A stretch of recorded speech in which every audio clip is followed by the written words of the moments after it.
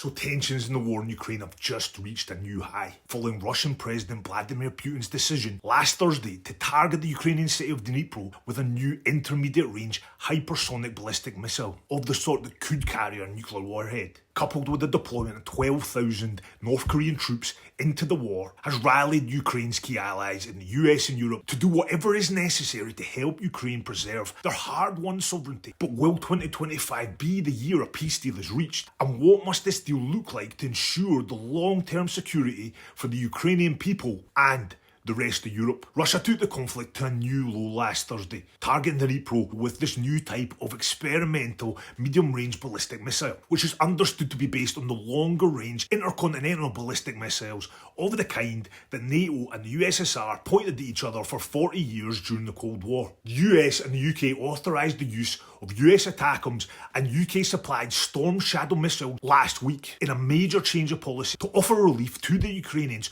who continue to hold on against the larger Russian aggressor, with Putin crushing centuries of cultural ties with their neighbour to enact a war that at times has had the grim hallmarks of ethnic cleansing of Ukrainians in the east of the country. Putin then raised the prospect of further attacks using the missile on Ukrainian cities and their inhabitants. The strike in Dnipro on the 21st of November reportedly killed 8 people, including 2 children. The mad tyrant expressing his desire to see further tests in combat, or in other words, further tests in residential areas. However, the US say they expect that Russia does not have many of these experimental weapons, and Russia did pass on a warning to the US prior to the launch through the National Nuclear Risk Reduction Centre as per international agreements. Ukrainian investigators are studying the debris of the new Russian missile, gaining insight into the technology as well as providing intelligence on Russian military supply chains, production and ultimately how to develop countermeasures. These things are fast, like intercontinental ballistic missiles. Ukraine has said the weapon reached a speed of more than 13,000 kilometres per hour. That's 8,000 miles per hour. And at present, Ukraine has no means to stop them. However, Ukraine's allies are likely to respond by rapidly enhancing their aerial defence capabilities to manage the threat. The 2 Ukrainian state experts handling the debris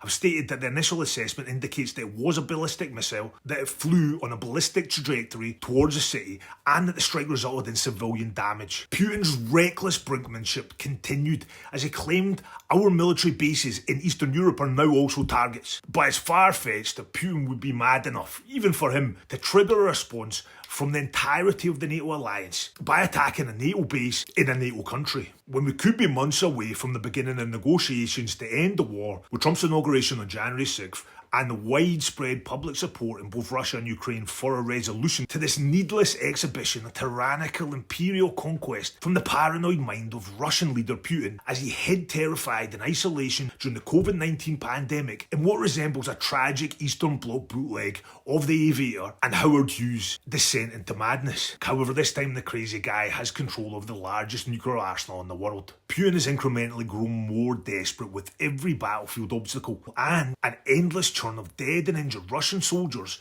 with widespread desertion on the front, brutally punished, routine torture of Ukrainian prisoners of war, and countless young men from Russia's diverse ethnic populations torn from their families as the Kremlin favoured marginalised non-Russian ethnic groups over ethnic Russians for conscription, with the Burya and Tuva ethnic groups in the Far East as well as the Sakha seeing substantial casualties among its men. Local reports of protests in response to this pointing to the disproportionate targeting of indigenous peoples for conscription. Similar patterns seen in Dagestan, fueling resentment among Russia's eastern and ethnic minority populations as inevitably calls for autonomy and independence grow as local communities protest the Kremlin's exploitation of their people as simply pawns in Putin's needless illegal war. These movements may very well continue to voice these grievances long past the end of the war, as they've been churned out to face death and injury, fighting alongside Wagner prisoners for Putin's war. A war of his personal survival, possibly above all else, after his reckless gamble to take Kiev in weeks was squashed by a brave Ukrainian resistance that has no doubt saved their democracy from annexation into the Russian Federation. Russia's long silent middle class, bound by fear to speak out against Putin's corrupt regime that has murdered investigative journalists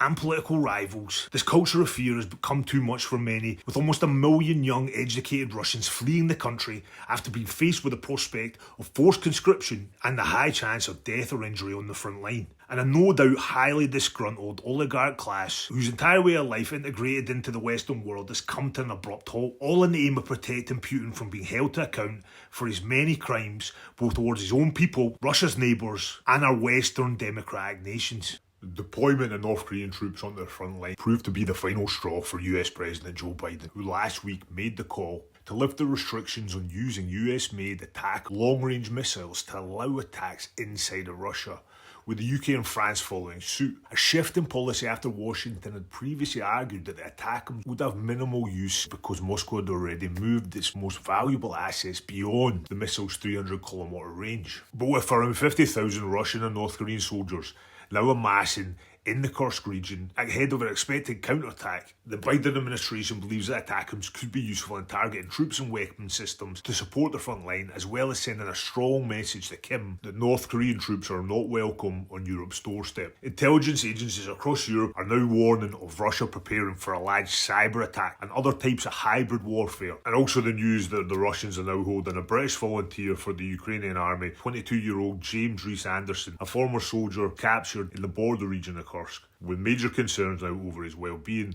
given the Russians' regular use of torture on prisoners of war, one of many war crimes the Russians are currently being investigated for. Ukraine has responded to this large Russian, North Korean build-up of troops in Kursk by launching the British-supplied Storm Shadow missile against military targets in the Kursk region, and the US-supplied ATACMS targeting a military site in the Bryansk region of western Russia, marking the first use of these longer-range missiles inside of Russia since the beginning of the conflict. The targets were directly linked to continued engagement between Ukrainian and Russian forces on the front lines, which saw a visibly shaken Putin respond by lowering the threshold for the use of nuclear weapons. And on top of all of this, we are weeks away from President-elect Donald Trump's inauguration, where according to his campaign, he hopes to end the war as quick as possible. Ukrainian President Zelensky has described this current phase of the war as the most dangerous since the beginning of the initial invasion. Russia are slowly gaining a grinding advance in some areas and locked in a bloody stalemate in others. So the US has upped its support, offering ATACMS and now anti-personnel mines to try and stem the tide of Russian advance, with that mad rat-faced wannabe Russian Emperor Putin clearly hurting from the introduction of these new capabilities. The first use of the US-made Army Tactical Missile System, or ATACMS, came last Tuesday as a strike hit a large weapons arsenal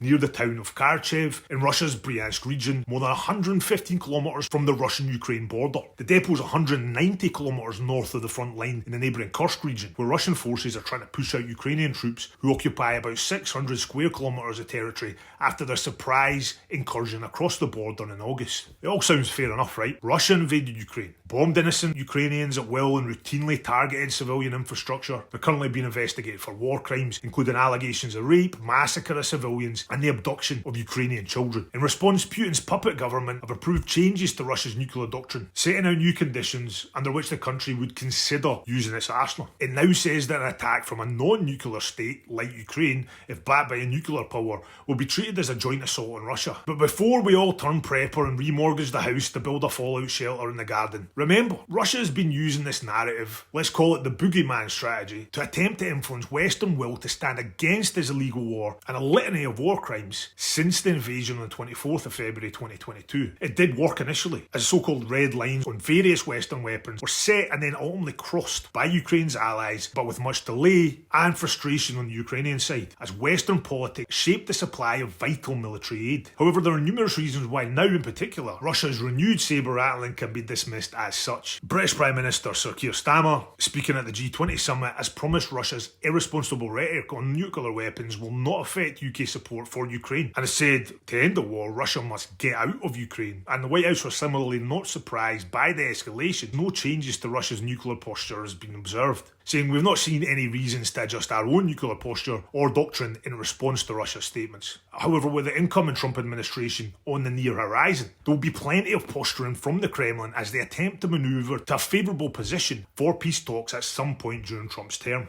Ukraine has already utilised the British long-range Storm Shadow missiles within Russian-occupied eastern Ukraine before, with Storm Shadows first used in May 2023 and then regularly to target military and logistical targets inside of occupied Crimea. Russia's nuclear threats are not a new thing, and in fact, were taken far more seriously during the first year of the war. However, as the conflict has developed and Putin's plans of a quick coup in Kiev were smashed by Ukrainian resistance, Putin's room for manoeuvre has become far more difficult. For one, the wholesale withdrawal of Western states from the Russian economy and crippling sanctions has pushed Russia firmly into the orbit of China. Ironically, Putin's mission to turn Ukraine into a Kremlin-client state and splinter NATO has resulted in the expansion of NATO in new members Finland and Sweden, and likely Ukraine itself in due course, and has turned Russia into a Chinese vassal, with a vastly richer and more influential Beijing now propping up the rat-faced relic's war economy via Beijing's insatiable appetite for natural resources. Chinese President Xi is staunchly anti-nuclear weapons. He firmly set out China's position on the issue during a face-to-face meeting with Putin in March 2023, emphasising China's opposition to nuclear escalation and clearly outlining the inevitable global outcry that would follow. Not only would it be bad for business, with Beijing currently battling their own economic crisis, but it would also set a new precedent in modern warfare that could have apocalyptic connotations in this era of increased heightened global tensions. And their other major trading partner to defy the sanctions on importing Russian oil,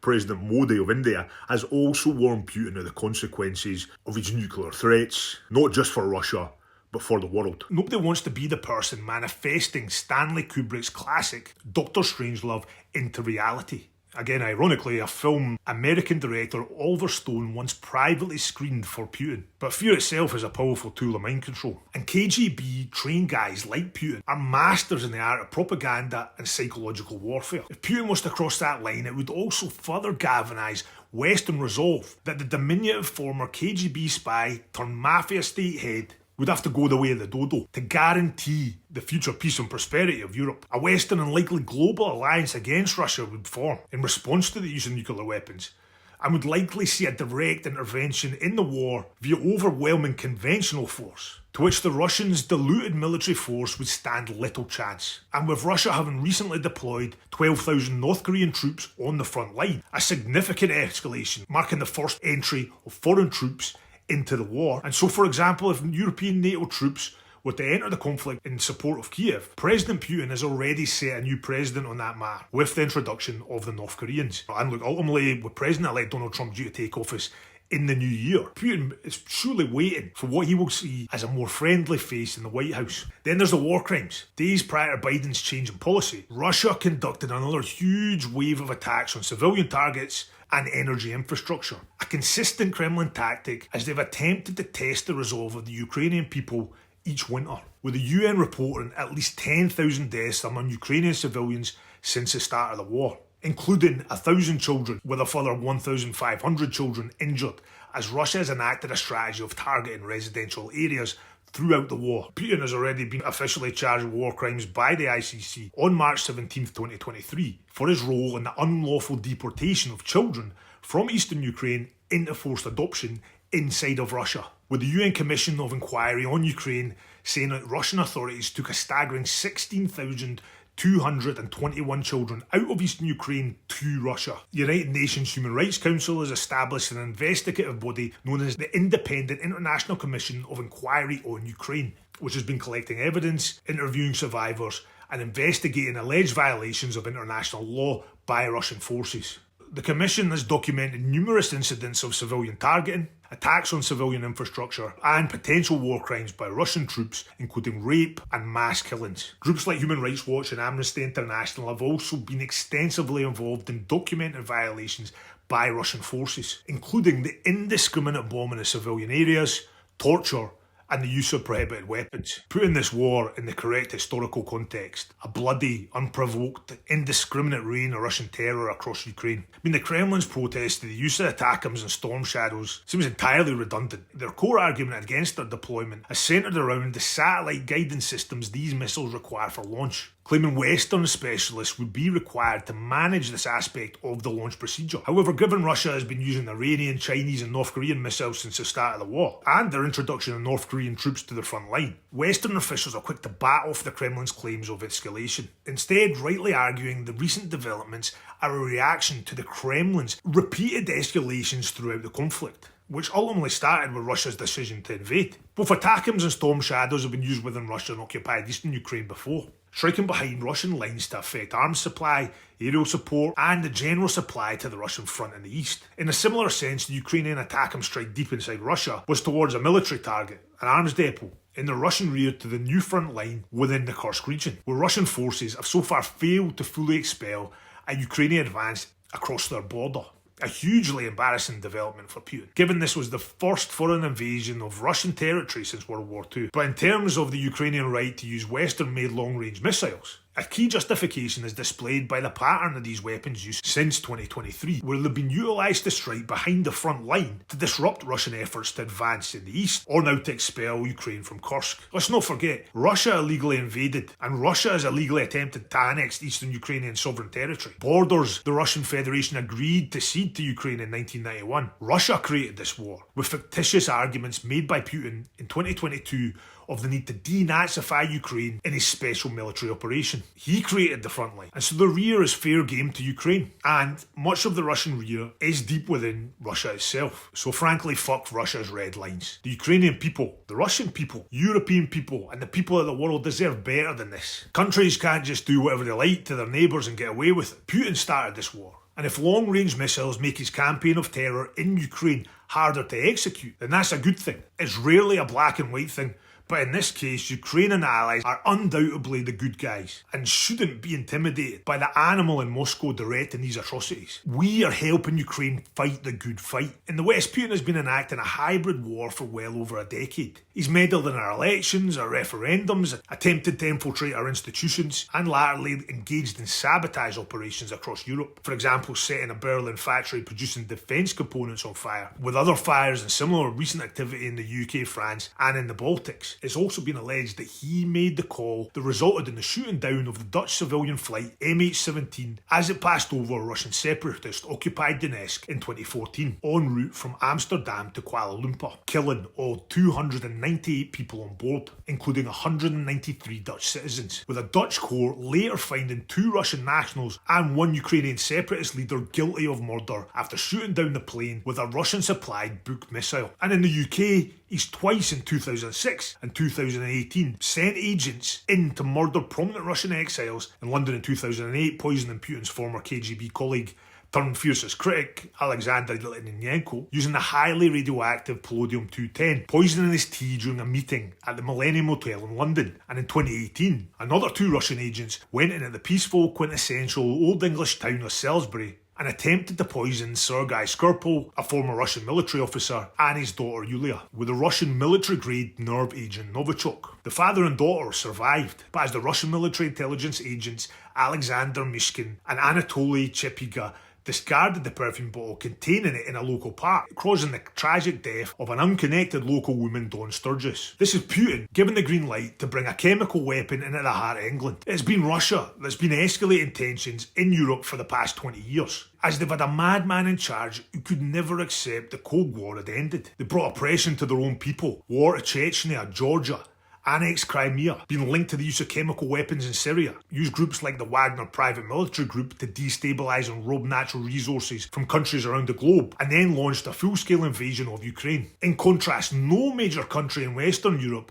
has been at war with their neighbours since 1945. So in other words, it's not always the case in war, but here there are good guys fighting a tyrant. And like in 1945, a united Europe should stop at nothing until peace is found, on Ukraine's terms. Be it a victory on the battlefield or a negotiated peace where Ukraine has provided all that they need to rebuild a secure future for its people and never again face Russian terrorism at their doors. Then there's the BRICS Trading Alliance, whose members include Russia, China and Iran. Their main objective is to replace the dollar as the global reserve currency. And look, I don't think Americans understand the consequences of this. They thought the cost of living crisis was bad. Putin wants to end the post-1945 world order. They've been plotting to undermine the US and its institutions for decades. Putin believes he must weaken all of our countries and attack on our democracies in order to forward Russia's ambitions. The US and our allies allies are in direct competition with this plan. Whether we like it or not, believe it, or are sucking up to Putin in the Kremlin, parroting the Kremlin's narratives and justifications for their illegal war in Ukraine, like Tucker Carlson, famously named Tucker as he gave his platform to Putin to spout his disinformation on a plate. Like it or not, Russia is the enemy. Ukraine has a population of 38 million people. Russia is 145 million. So Russia has had an extra 100 million people to prosecute this war. However, the Ukrainians are fighting to retain democracy in their country, retain free elections, as a Putin takeover would end all of that. Civilians have volunteered and went to the front lines, and ultimately their country has not fallen. The Ukrainian army at the time of the invasion totaled 45,000 troops. The Russians outnumbered them 4-1. But fighting for their homeland and their country's very existence, by the end of 2022, Russia had lost half its forces, many of its best trained professional soldiers, and a whole generation of tanks, armoured vehicles, artillery, aircraft, and a significant chunk of their navy. By the end of 2022, Ukraine had driven the Russians back hundreds of kilometres, recapturing approximately 4,600 square miles, as the Ukrainians routed the Rusties with a devastating pace, attributed to valiant Ukrainian fighting and the introduction of Western weaponry, including US HIMARS, NATO nations including the US and France supplying howitzers, and the US, UK and Turkey supplying anti-tank weapons. But the speed of the Ukrainian advance was not followed by speedy delivery of additional weaponry they vitally needed for the push to victory, with politics in the US and Europe jamming the flow, culminating in 2023 with US House Republicans blocking the renewal of vital military aid to Ukraine, with the politics of the upcoming 2024 presidential election taking precedence over Ukraine's need to take the fight to an invading force that had massacred, raped and kidnapped their children. This was the turning point in the war, as Ukraine's ammo supplies dwindled. Putin capitalised and has made small but consistent advances since then, with the war now a bloody rerun of World War I style trench warfare, as Russia has abandoned armoured vehicles and tank advances due to the vulnerability of these targets from high-tech Western arms and Ukrainian-made drones and rockets, leading to the meat grinder tactics first seen in Bakhmut with the Wagner Group, with Russia willing to sacrifice thousands of men for metres of gains, with Russia reportedly losing an average of 1,000 soldiers a day. By October this year, Russia had lost up to 90% of its original army, with the ranks now filled with conscripts, criminals, and most recently 12,000 North Koreans, as ordinary Russians refused to volunteer for the fear of almost certain death or injury. And conscription's off the table as Putin fears a rare public backlash is brewing beneath the veil of his tightly controlled state propaganda machine, with a war-weary public that remains shaken from the Ukrainian capture of Kursk and the regular drone strikes reaching deep into Russia and to Moscow itself. On top of that, 40% of the Russian economy is now solely producing the arms and supplies for the war. Inflation is rampant, and with reports that Saudi Arabia are likely to reduce the price of a barrel of oil to $50 a barrel at the end of the year. Exports of cheap Russian oil are set to tank next year, cutting the main artery that fuels Putin's military machine. And 1 million of his highest trained, smartest urban professional class have fled the country in protest of the war or in fear of forced conscription, with reports Russia cannot sustain its current war economy and will fail to produce key weaponry by late 2025. Basically, at present rates of troop loss, coupled with a subpar arms industry, Russia can't win this thing. But with Ukraine also suffering heavy losses and the potential withdrawal of US military support, recent talk has seen a growing desire for an end to this needless war. And with Trump's January inauguration just weeks away and his desire for a quick peace deal on top of his agenda, the risks of an ill-conceived, rushed push for a resolution raises concerns across Europe, as a bad deal for Ukraine has security implications for all of us. Trump said during the election he could end the war in 24 hours. He also called Ukrainian President Zelensky the greatest salesman in the world, both discernible examples of the no doubt many lies he himself has sold the American people during the campaign. For one, the only way Trump could end the war in 24 hours would be to threaten to fully withdraw American support from Ukraine, forcing Zelensky to take a deal fully on Russia's terms, where they would retain all occupied territory, Ukraine would not join NATO or the EU, and there are even some reports they want them to go as far as to have a neutral, demilitarised Ukraine. However, before anything else, we know Trump loves to win, and he will surely see that a ceasefire on Russians' terms is a win for Russia in what would be an egregious outcome, particularly when Russia has proven to be incapable of securing a victory themselves, after 3 years of failures, battlefield embarrassments, and now the trade-off of huge personnel losses for the most minute of advances. But the key is a deal like that would not be a win for the United States, and by consequence not a win for the US President. It would be a failure from the new Commander-in-Chief of drastic proportions. Zelensky rightly stated that how the war ends will be down to the Ukrainian people, and that Ukraine would not stop resisting Russian efforts to annex their country until a just outcome for Ukraine is reached. In a scenario where no just deal was found and a frustrated Trump pulls military aid in response, Ukraine's European allies would undoubtedly continue to stand by Ukraine, as never allowing a Russian annexation of Kiev and ensuring the security and prosperity of a post-war Ukraine is the key security concern of the United States NATO allies in Europe. As we know, they would then set their sights on Moldova next, through Transnistria, then to the Baltic nations, then to Poland in an attempt to build a land bridge to its northern port enclave of Kaliningrad on the Baltic Sea, as well as diverting resources towards theirs and China's plan to dominate Arctic seas as global warming opens up new trade routes in the extreme north. However, without America, the biggest and most powerful NATO state, a drawn-out war would increasingly swing in Russia's favour and potentially undermine global security and stability for generations. Indeed, the US have been the biggest donor to the Ukrainian war effort. By July this year, the US had donated $55 billion for the military aid, the US being by far the biggest country in NATO, with a population of 334 million people and a GDP of $27 trillion, while the next 9 highest donors, Germany, the UK, Denmark, Sweden, France, Poland, Finland and Canada, have a combined population of 338 million and a combined GDP of $15.8 trillion. And this group have donated a combined $44.3 billion to Ukraine's war efforts. And then you've got NATO countries like Latvia, who live in the reality of a shared border with their former Russian colonisers, who spend a higher proportion of their GDP on military than the US. However, the economic situation in Europe has been far bleaker than in the US, and domestic politics in France and the upcoming election in Germany add to the fragility of the European allies' positions. But regardless of these impediments, I expect we will fight on in support of Ukraine with continued military aid, with or without our big brother from across the Atlantic, until true justice has been delivered.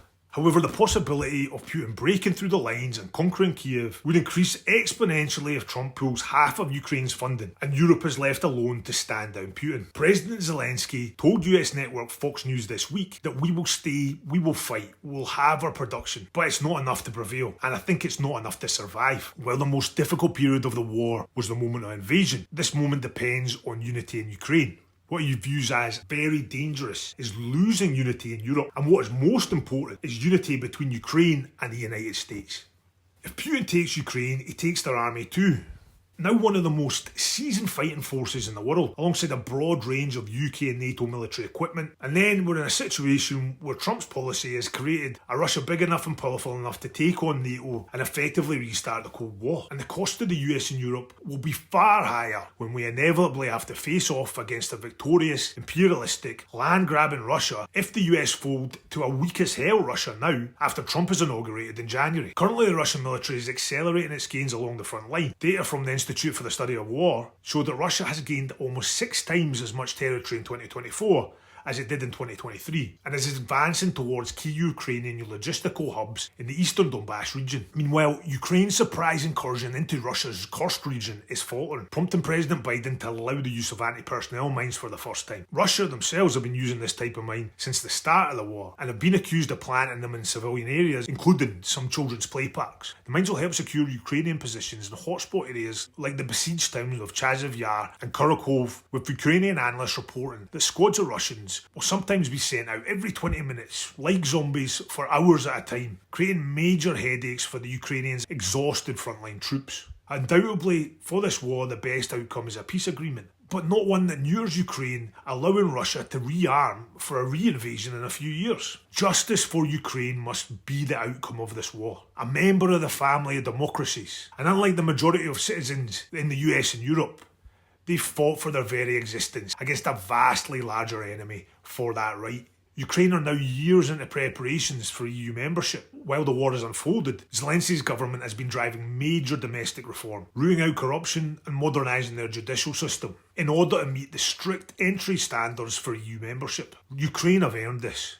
A war seeing countless young men and women leaving careers and family to fight the invading army at their door in an invasion cooked up by an authoritarian dictator whose forces have committed atrocities to man, woman and child. Compare this to the Ukrainian President Volodymyr Zelensky, who has become the symbol of humanity's eternal fight for justice and freedom. The war will end, and the world will unite to rebuild Ukraine and ensure their people never again have to endure the horrors of war. We must guarantee a peaceful, prosperous future is delivered. This can only be achieved through NATO membership. The collective deterrent the alliance provides is the only sure way to ensure Russia never again sets its sights on regime change in Kiev. Putin has never attacked a NATO state, and likely never will so long as the alliance continues to strengthen in response to the belligerent actions of Russia. NATO is a defensive alliance, with Article 5 binding each member to the other's aid. An attack on one is an attack on all. There will be peace.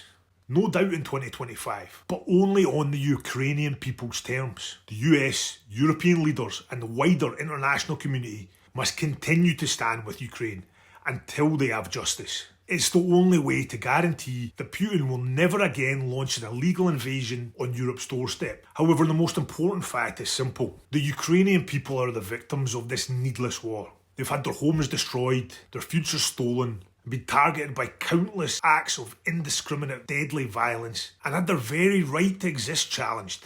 Each and every crime committed against the Ukrainian people must be examined and, if proven, prosecuted in the courts. Those guilty for this criminal war must be held to account.